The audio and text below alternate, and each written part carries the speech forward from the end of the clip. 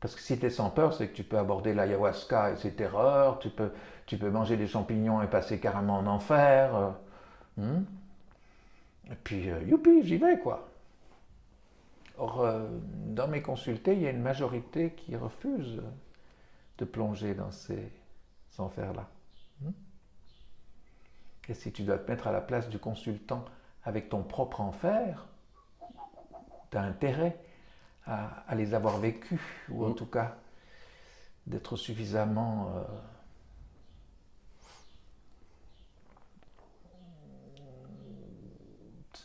un chaman m'a dit l'autre jour que je lui racontais, il me dit mais est-ce que tu as été foudroyé? Parce qu'il prétend que tous les chamans ont été foudroyés. Hein. Puis je réfléchis, puis je dis oui, c'est vrai. À l'âge de 4 ans, mes parents m'ont laissé tout seul dans la maison, et puis il y avait un orage, d'ailleurs j'entends le bruit de l'orage derrière nous. Et ça me rappelle ça, et je suis descendu de l'escalier, je suis arrivé dans la cuisine, et mes parents avaient à l'époque enlevé la prise de la cuisinière. Ça se faisait quand on sentait que l'orage pouvait venir, on avait peur d'enlever la prise générale de la cuisinière. C'était la belle époque. Pas oublier qu'on est dans les années 50. Et je rentre dans cette cuisine à demi obscure, et tout à coup, il y a une immense boule de feu qui sort de la prise.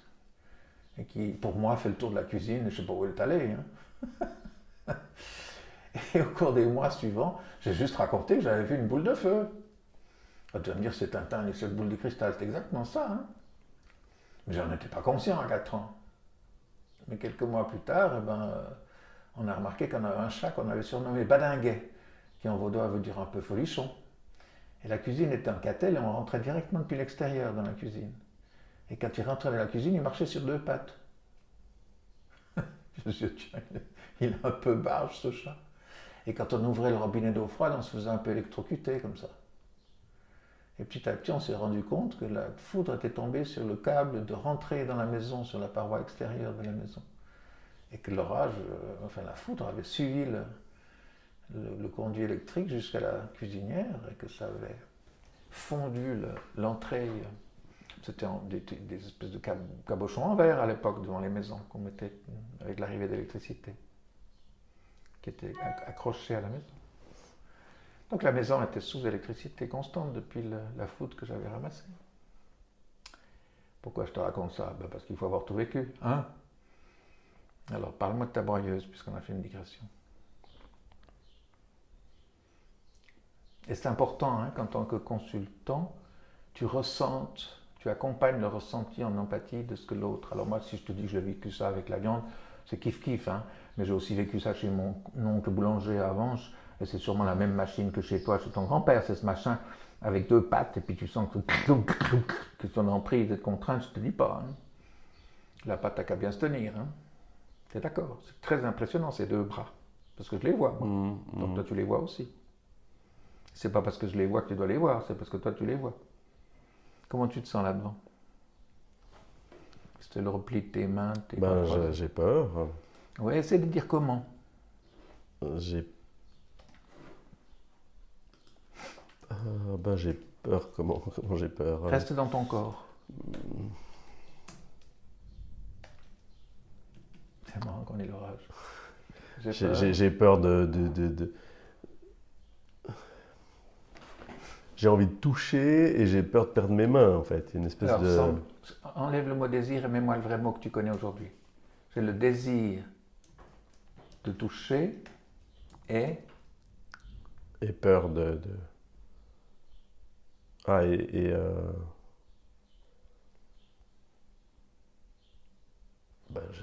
peur, là, c'est sûr. J'ai le désir de toucher et je sais... Tu sais quoi? Que c'est dangereux. Alors dis-le en français. Bien sûr que c'est dangereux. Que je vais y perdre mes mains. Oui, alors dis-le vraiment. J'ai le désir de toucher, parce que c'est sympathique hein, de voir cette patte qui est broyée. Il y a une sympathie là dans ce mouvement, etc. Je désire toucher et je sais que je vais être... Elle est quoi la pâte? Ah, elle est Qu'est-ce que j'ai dit? Elle est malaxée, broyée. Enfin, En tout cas, broyée. Hein? ouais, elle est.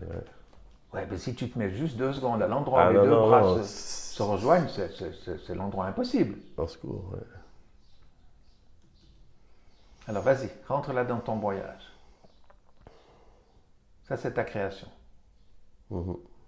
Tu es quoi là? Qu'est-ce qui reste de toi quand tu t'approches des 2 bras broyants?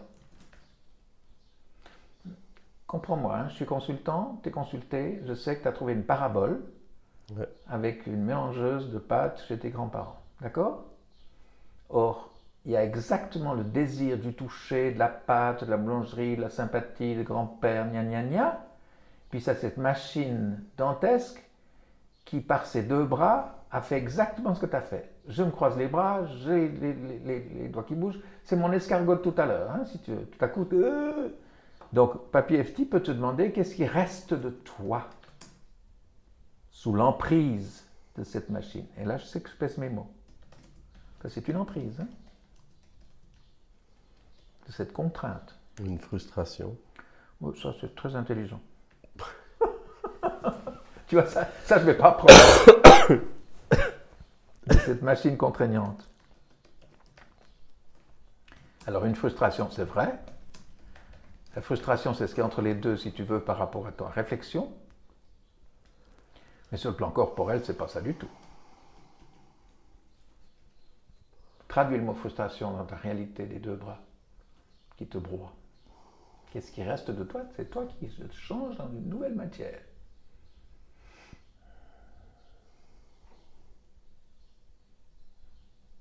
Tu deviens quoi?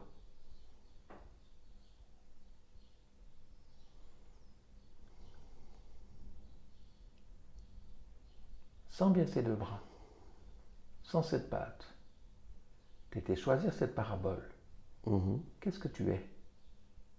Qu'est-ce qui reste de toi à l'instant où cette machine fonctionne? On a commencé par le bruit de la machine, donc elle n'est pas arrêtée, elle fonctionne.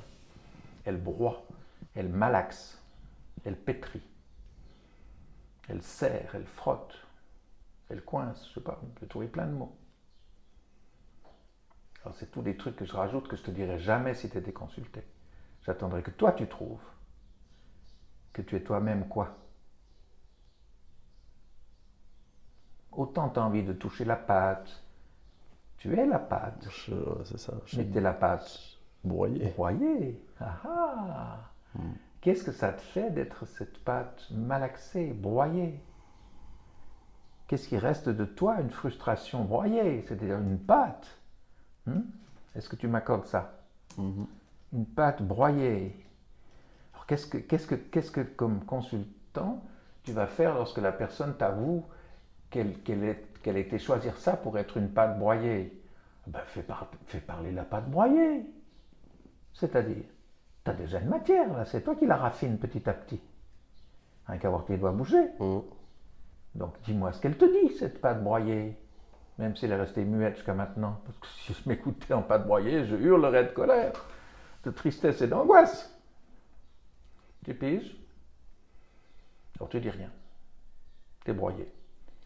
Voilà, on y est. Alors, je pousse le bouchon au maximum, hein. On va croire que c'est moi qui fais le job, c'est égal. Ce qui compte, c'est que je sais que ces choses-là, tu les ressens en même temps dans le fauteuil. Quel est le son de ta pâte broyée? Tu sais, ce moment où non seulement tu es gêné, mais j'ai dit corne d'escargot parce que tu as envie de tout retirer pour pas être là-dedans, tu vois. On est bien d'accord, tous les gestes que tu as fait, c'est ça. C'est plus qu'une frustration, hein. Quel est le son de ta pâte broyée? Si tu veux vinailler, tu peux demander la température, tu peux faire encore plein de trucs. Aucune importance.